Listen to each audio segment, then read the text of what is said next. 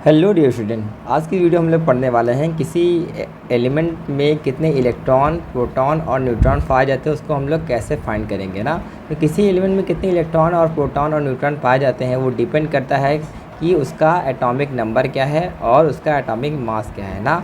यानी कि अगर हमें किसी का एटॉमिक नंबर और किसी का एटॉमिक मास ये दोनों पता होगा तो उसमें हम बता सकते हैं कि उस एलिमेंट के पास कितने इलेक्ट्रॉन होंगे, प्रोटॉन होंगे और न्यूट्रॉन होंगे ना। तो आइए हम लोग देखते हैं कि एटॉमिक नंबर और एटॉमिक मास की मदद से कैसे हम लोग इलेक्ट्रॉन, प्रोटॉन और न्यूट्रॉन को फाइंड कर सकते हैं। तो सबसे पहले हम लोग पढ़ेंगे कि किसी एलिमेंट में कितने प्रोटॉन और कितने इलेक्ट्रॉन पाए जाते हैं उसको हम लोग पढ़ेंगे ना। तो कितने प्रोटॉन होते हैं, कितने इलेक्ट्रॉन होते हैं, ये दोनों ही डिपेंड करते हैं किस पे, एटॉमिक नंबर पर ना। क्या यानी कि किसी एटम का जो भी एटॉमिक नंबर होता है उस एलिमेंट में उतने ही प्रोटॉन होते हैं और उतने ही इलेक्ट्रॉन पाए जाते हैं ना। जो भी एटॉमिक नंबर होगा उतने ही प्रोटॉन होंगे, उतने ही इलेक्ट्रॉन होंगे। कैसे, आइए उसके बारे में हम लोग देखते हैं ना। मान लो अगर हम बात करेंगे किसका, हाइड्रोजन की, हाइड्रोजन के बारे में बात करेंगे। हाइड्रोजन का एटॉमिक नंबर कितना होता है, 1 ना। तो मैंने क्या कहा, किसी एटम या फिर किसी एलिमेंट का जो भी एटॉमिक नंबर होगा वही प्रोटॉन होगा ना। अगर हाइड्रोजन का एटॉमिक नंबर क्या होता है, हाइड्रोजन का एटॉमिक नंबर होता है 1। हाइड्रोजन का एटॉमिक नंबर 1 है, इसका मतलब हाइड्रोजन के पास क्या होगा, हाइड्रोजन के पास एक प्रोटॉन होगा और क्या बोला, जितने प्रोटॉन होते हैं उतने ही इलेक्ट्रॉन होते हैं ना। अगर एक प्रोटॉन होगा तो इसके पास क्या होगा, एक इलेक्ट्रॉन होगा ना। तो किसी का जो भी एटॉमिक नंबर होता है उतने ही प्रोटॉन पाए जाते हैं और उतने ही इलेक्ट्रॉन पाए जाते हैं ना। एक एग्जांपल और देखते हैं ना। मान लो हम बात करते हैं हीलियम के। हीलियम के पास कितने इलेक्ट्रॉन और प्रोटॉन होते हैं, तो देखो हीलियम का एटॉमिक नंबर हमें पता होना चाहिए। तो हीलियम का एटॉमिक नंबर होता है 2। हीलियम का एटॉमिक नंबर 2 हैगा, तो जो भी एटॉमिक नंबर होगा उसमें ही प्रोटॉन पाए जाएंगे और जितने प्रोटॉन होंगे उतने ही इलेक्ट्रॉन होंगे ना। हीलियम का एटॉमिक नंबर 2 है, इसका मतलब हीलियम के पास कितने प्रोटॉन होंगे, 2 प्रोटॉन होंगे और जितने प्रोटॉन होते हैं उतने ही इलेक्ट्रॉन होते हैं। तो इसका मतलब हीलियम के पास 2 प्रोटॉन होता है और 2 इलेक्ट्रॉन होगा। आई थिंक आप लोगों को समझ में आ गया होगा ना। तो जो भी एटॉमिक नंबर दिया होगा उतने ही प्रोटॉन पाए जाते हैं और जितने प्रोटॉन पाए जाते हैं उतने ही इलेक्ट्रॉन भी पाए जाते हैं। ऐसे ही मान लो अगर हम ऑक्सीजन निकालेंगे, ऑक्सीजन में कितने इलेक्ट्रॉन और प्रोटॉन पाए जाते हैं ना। तो ऑक्सीजन का एटॉमिक नंबर क्या होता है, ऑक्सीजन का एटॉमिक नंबर होता है कितना, 8 होता है ना। तो हाइड्रोजन का एटॉमिक नंबर होता है 8। तो जो भी एटॉमिक नंबर होगा उतने ही प्रोटॉन होंगे। एटॉमिक नंबर 8 होगा तो कितने प्रोटॉन होंगे, 8 प्रोटॉन होंगे। किसी एटम में जितने ही प्रोटॉन होते हैं उतने ही इलेक्ट्रॉन होते हैं। तो 8 प्रोटॉन है तो इलेक्ट्रॉन भी कितने होंगे, 8 इलेक्ट्रॉन पाए जाएंगे। तो हम लोगों ने क्या सीखा कि एटॉमिक नंबर दिया होगा तो हम इलेक्ट्रॉन और प्रोटॉन को फाइंड कर सकते हैं ना। अब आइए देखते हैं कि न्यूट्रॉन को हम लोग कैसे फाइंड कर सकते हैं। तो अगर हमें किसी एलिमेंट में पता करना होगा कि कितने न्यूट्रॉन पाए जाते हैं तो कैसे पता करेंगे। तो देखो, जो भी एलिमेंट का एटॉमिक मास होगा ना, जो भी एलिमेंट का एटॉमिक मास होगा उसमें से अगर हम क्या सेपरेट कर देंगे, उसका एटॉमिक नंबर ना। किसी एलिमेंट के एटॉमिक मास से अगर हम सेपरेट कर देंगे एटॉमिक नंबर तो उससे क्या होगा, न्यूट्रॉन निकल जाएगा ना। आइए एक एग्जांपल की मदद से समझते हैं ना। मान लो हमारे पास है नाइट्रोजन, क्या है, नाइट्रोजन ना। तो न्यूट्रॉन निकालने के लिए हमें एटॉमिक मास और एटॉमिक नंबर दोनों ही पता होने चाहिए। तो नाइट्रोजन जो होता है उसका एटॉमिक नंबर होता है 7, मास उसका जस्ट डबल होता है 7 × 2 = 14 ना। तो एटॉमिक नंबर क्या है, 7 क्या है, एटॉमिक नंबर है और 14 क्या है, एटॉमिक मास ना। तो अगर हमें देखना होगा कि नाइट्रोजन में कितने न्यूट्रॉन पाए जाते हैं, नाइट्रोजन में कितने न्यूट्रॉन पाए जाते हैं, तो क्या करना पड़ेगा, न्यूट्रॉन निकालने के लिए जो भी एटॉमिक मास दिया होगा माइनस उसका एटॉमिक नंबर। तो नाइट्रोजन का एटॉमिक मास कितना होता है, 14 माइनस उसका एटॉमिक नंबर कितना है, 7। 14 - 7 तो कितना हो गया, 7 ना। इसका मतलब ये है कि नाइट्रोजन में कितने न्यूट्रॉन पाए जाते हैं, नाइट्रोजन में आपके 7 न्यूट्रॉन पाए जाते हैं ना। अगर हम बात करेंगे, मान लो कार्बन के बारे में बात करेंगे ना। तो जो कार्बन है, कार्बन में कितने न्यूट्रॉन पाए जाते हैं, तो उस न्यूट्रॉन निकालने के लिए हमें क्या करना पड़ेगा, उसका एटॉमिक नंबर, एटॉमिक मास पता होना चाहिए। तो कार्बन का एटॉमिक नंबर कितना होता है बताइए। हाँ, कार्बन का एटॉमिक नंबर होता है 6। मास कितना होता है, जस्ट इसका डबल होता है, तो 6 × 2 = 12। तो कार्बन का एटॉमिक नंबर 6 है, मास 12 है। तो कैसे न्यूट्रॉन निकालेंगे, क्या निकालना है हमें, number of neutron, number of neutron हमें फाइंड करना है। तो कैसे फाइंड करेंगे, जो भी एटॉमिक मास दिया होगा। तो नाइट्रोजन में आप लोग देख सकते हैं, नाइट्रोजन में एटॉमिक मास कितना है, 12, एटॉमिक नंबर कितना है, 6। तो जो भी एटॉमिक मास है, सॉरी कार्बन है ना, कार्बन का एटॉमिक मास कितना होता है 12 माइनस एटॉमिक नंबर कितना होता है 6, तो 12 माइनस 6 कितना आ गया 6। तो इससे पता ये चलता है कि जो भी आपका एलिमेंट दिया होगा उसमें न्यूट्रॉन निकालना होगा मास माइनस नंबर, तो इसका मतलब कार्बन के पास 6 न्यूट्रॉन पाए जाते हैं ना। आइए रिकॉल कर लेते हैं हम लोग। अभी तक हम लोगों ने क्या सीखा, हम लोगों ने सीखा है कि अगर इलेक्ट्रॉन और प्रोटॉन को फाइंड करना है तो कैसे फाइंड करेंगे, जो भी एटॉमिक नंबर दिया होगा वही बताएगा कि कितने प्रोटॉन होते हैं और कितने इलेक्ट्रॉन होते हैं ना। मान लो हाइड्रोजन का एटॉमिक नंबर 1 है, तो 1 अगर एटॉमिक नंबर है तो उतने ही प्रोटॉन होंगे, जितने प्रोटॉन होंगे उतने ही इलेक्ट्रॉन होते हैं। इसी हिसाब से हीलियम का एटॉमिक नंबर 2 है तो इसके प्रोटॉन भी 2 होंगे, इलेक्ट्रॉन भी 2 होंगे। ऑक्सीजन का एटॉमिक नंबर 8 होता है तो इसके प्रोटॉन भी 8 होंगे और इलेक्ट्रॉन भी कितने होंगे 8 होंगे। तो आइए देखते हैं न्यूट्रॉन कैसे निकाला गया था।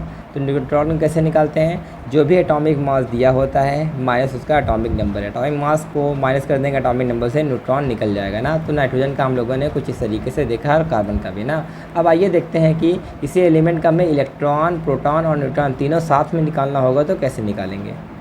हमारे सामने एक क्वेश्चन है कि जो कैल्शियम होता है ना, कैल्शियम में कितने इलेक्ट्रॉन पाए जाते हैं, कितने प्रोटॉन पाए जाते हैं, कितने न्यूट्रॉन पाए जाते हैं। तो अभी हम लोगों ने कुछ देर पहले ही पढ़ा है कि इलेक्ट्रॉन, प्रोटॉन और न्यूट्रॉन इन तीनों को निकालने के लिए हमें क्या चाहिए, एटॉमिक नंबर और एटॉमिक मास ना। तो कैल्शियम का एटॉमिक नंबर कितना होता है 20, कैल्शियम का एटॉमिक नंबर 20 होता है, मास उसका जस्ट डबल होता है यानी 20⁻⁴ ना। तो एटॉमिक नंबर कितना हो गया, कैल्शियम का जो एटॉमिक नंबर है, कैल्शियम का जो एटॉमिक नंबर है वो कितना है 20 और इसका एटॉमिक मास कितना होता है, एटॉमिक मास ये होता है कैल्शियम का 40, एटॉमिक नंबर 20 होता है, मास 40 होता है। तो इलेक्ट्रॉन और प्रोटॉन कैसे निकाला जाता था अभी कुछ देर पहले हम लोगों ने पढ़ा है ना।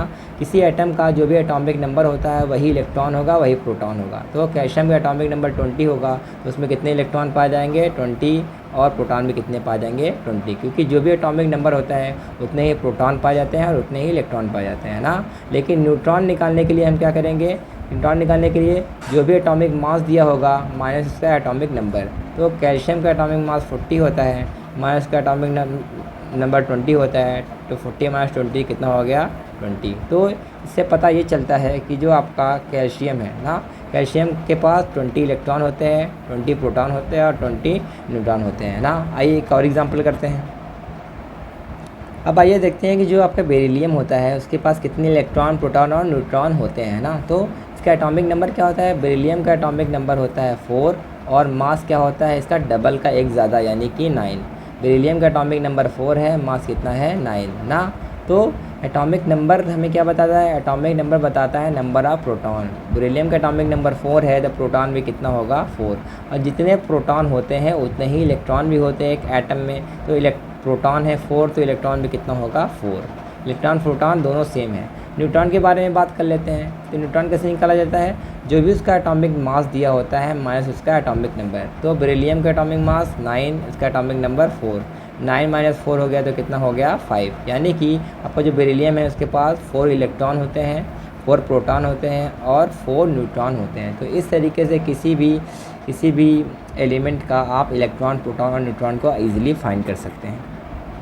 तो आइए कुछ स्पेशल केस देख लेते हैं ना। क्या क्वेश्चन है, कह रहा है कि find number of electron in, आपके पास O पे 2 माइनस चार्ज है, Ng पे 2 प्लस चार्ज है और Ca पे 2 प्लस चार्ज है ना। तो कह रहा है कि जो तीनों आयंस आपके पास दिए गए हैं इसमें आपको इलेक्ट्रॉन फाइंड करना है कि इसके पास कितने इलेक्ट्रॉन होंगे। तो इलेक्ट्रॉन फाइंड करने का तरीका हम बताते हैं, क्या बताते हैं कि किसी का जो भी एटॉमिक नंबर होता है उतने ही इलेक्ट्रॉन होते हैं ना। तो ऑक्सीजन का एटॉमिक नंबर कितना होता है, ऑक्सीजन का एटॉमिक नंबर होता है 8 ना। तो ऑक्सीजन का एटॉमिक नंबर 8 होता है तो इसके पास कितने इलेक्ट्रॉन होने चाहिए, जितने एटॉमिक नंबर होता है उतने इलेक्ट्रॉन होंगे। इसका मतलब ऑक्सीजन के पास कितने इलेक्ट्रॉन होने चाहिए, ऑक्सीजन के पास आपके इलेक्ट्रॉन होने चाहिए पूरे मिला के 8 ना। लेकिन सुनिए, देखो हमने क्या कहा था, हमने कहा था किसी एटम के जो एटॉमिक नंबर होता है वही इलेक्ट्रॉन होगा। लेकिन यहाँ पर ऑक्सीजन नहीं दिया, यहाँ पे क्या है, ऑक्सीजन पे 2 माइनस चार्ज है ना। तो जो ऑक्सीजन का एटॉमिक नंबर होता है वही इलेक्ट्रॉन होता है तो 8 होना चाहिए। लेकिन ऑक्सीजन के पास 2 माइनस चार्ज, इसका मतलब इसने 2 इलेक्ट्रॉन एक्स्ट्रा लिए हैं, 2 इलेक्ट्रॉन एक्स्ट्रा लिए हैं। तो क्या होगा, 8 तो पहले से था, 2 और ले लिया है, तो 8 + 2 कितना होगा, 10 इलेक्ट्रॉन होगा ना। तो याद रखिएगा, किसी एटम के ऊपर अगर माइनस चार्ज होगा तो जो भी एटॉमिक नंबर होगा उसमें आपको उतना प्लस कर देना है, तब जाके उसमें टोटल नंबर ऑफ़ इलेक्ट्रॉन निकलेंगे ना। ऐसे मैग्नीशियम के बारे में दिया है, मैग्नीशियम के पास कितने इलेक्ट्रॉन है हमें ये फाइंड करना है। तो मैग्नीशियम का एटॉमिक नंबर कितना होता है, मैग्नीशियम का एटॉमिक नंबर होता है 12। जो भी एटॉमिक नंबर होता है उतने इलेक्ट्रॉन होते हैं, 12 एटॉमिक नंबर होता है तो 12 इलेक्ट्रॉन होने चाहिए थे ना। लेकिन ये क्या है, Mg2+ है ना। देखो 2- का मतलब 2 इलेक्ट्रॉन लिया है, 2+ का मतलब 2 इलेक्ट्रॉन लूज़ किया है ना। तो मैग्नीशियम के पास तो 12 इलेक्ट्रॉन पहले से थे, लेकिन 2+ का मतलब है इसने 2 इलेक्ट्रॉन लूज़ कर दिया है, तो 2 सेपरेट कर देंगे तो मैग्नीशियम के पास कितने इलेक्ट्रॉन आ गए, 10 इलेक्ट्रॉन ना। तो याद रखिएगा कि कोई अगर एटम इलेक्ट्रॉन गेन करता है तो उस पर होता है माइनस चार्ज, कोई एटम इलेक्ट्रॉन लूज़ करता है तो उस पर होता है प्लस चार्ज ना। तो किसी एटम के ऊपर माइनस चार्ज होगा तो क्या करना होगा, आपको उतने ही इलेक्ट्रॉन ऐड कर देने हैं। किसी के एलिमेंट के एटम के ऊपर प्लस चार्ज होगा तो उतने इलेक्ट्रॉन क्या होंगे, आपको सेपरेट कर देने हैं ना। तो कैल्शियम का आप ट्राई करिए, मैं करवा दे रहा हूँ। वैसे कैल्शियम में कितने इलेक्ट्रॉन होंगे, तो पहले हमें क्या देखना होगा, कैल्शियम का एटॉमिक नंबर। तो कैल्शियम का एटॉमिक नंबर होता है 40। तो जो भी एटॉमिक नंबर होता है उतने ही इलेक्ट्रॉन होते हैं। तो कैल्शियम का एटॉमिक नंबर 40 होता है तो इलेक्ट्रॉन भी कितने होंगे, 40। लेकिन इस पर लिखा है कैल्शियम पे +2 चार्ज। +2 का मतलब इसने 2 इलेक्ट्रॉन लॉस किए हैं, 2 इलेक्ट्रॉन लॉस करेगा तो 40 - 2 हो तो कितना हो जाएगा, 38 इलेक्ट्रॉन हो जाएगा। तो याद रखिएगा, किसी एटम के ऊपर अगर चार्ज आ गया तो उसका हम लोग एटॉमिक नंबर की मदद से अगर इलेक्ट्रॉन निकालेंगे तो गलत हो जाएगा। तो याद रखिएगा, तो अगर माइनस चार्ज होगा तो उतना जोड़ देना है, अगर प्लस चार्ज होगा तो उतने इलेक्ट्रॉन को सेपरेट कर देना है ना। अगर हमें क्या लगाना होगा, इसी में कितने प्रोटॉन पाए जाएंगे उसको अगर हमें फाइंड करना होगा तो कैसे फाइंड करेंगे ना। तो देखिए, प्रोटॉन कभी भी चेंज नहीं होता, किसी एटम के ऊपर या तो माइनस चार्ज हो या तो प्लस चार्ज हो तो उसका कभी भी प्रोटॉन चेंज नहीं होगा। तो जो भी उसका एटॉमिक नंबर होगा उतने ही प्रोटॉन होंगे। तो ऑक्सीजन का एटॉमिक नंबर 8 होगा तो प्रोटॉन भी कितने होंगे, 8 होंगे। मैग्नीशियम के भी प्रोटॉन कभी भी चेंज नहीं होगा, चाहे प्लस चार्ज हो चाहे माइनस चार्ज। तो प्रोटॉन कितने होंगे, जितने ही पहले थे उतने ही बाद में होंगे। तो प्रोटॉन कैसे निकाला जाता है, एटॉमिक नंबर, मैग्नीशियम का एटॉमिक नंबर 12 होता है तो प्रोटॉन भी कितना होगा, 12 होगा। कैल्शियम के बारे में बात करेंगे, कैल्शियम के पास कितने प्रोटॉन होंगे, तो जितना एटॉमिक नंबर होता है उतने ही प्रोटॉन। तो कैल्शियम का एटॉमिक नंबर 40 होता है तो प्रोटॉन भी कितना होगा, 40 होगा। तो इस तरीके से कोई भी आंसर आपको दिया होगा उसका आप लोग क्या करेंगे, इलेक्ट्रॉन, प्रोटॉन, न्यूट्रॉन को फाइंड कर सकते हैं। आई होप सो आप लोगों ने इस वीडियो के थ्रू कुछ ना कुछ सीखा होगा। ठीक है, तो कुछ होमवर्क दे रहे हैं, आप लोग ट्राई करिए उसको करने का अपने से। तो आपको ये होमवर्क दिया है, होमवर्क में क्या है, कह रहा है कि find the number of electron present in. कह रहा है कि आपके पास ये 4 क्वेश्चन दिए गए हैं, चारों में बताना है कितने इलेक्ट्रॉन पाए जाएंगे। पहला क्या है, कार्बन पे 4- चार्ज होगा तो कितने इलेक्ट्रॉन होंगे, कार्बन पे +4 चार्ज होगा तो कितने इलेक्ट्रॉन होंगे, नाइट्रोजन पे 3- होगा तो कितने इलेक्ट्रॉन होंगे, और आर्गन जो है इस पर कोई भी चार्ज नहीं है, इसके पास कितने इलेक्ट्रॉन होंगे ना। तो आप लोग ये सॉल्व करके कमेंट में इसका आंसर लिखिएगा। तो ठीक है, तो मिलते हैं हम लोग नेक्स्ट वीडियो में।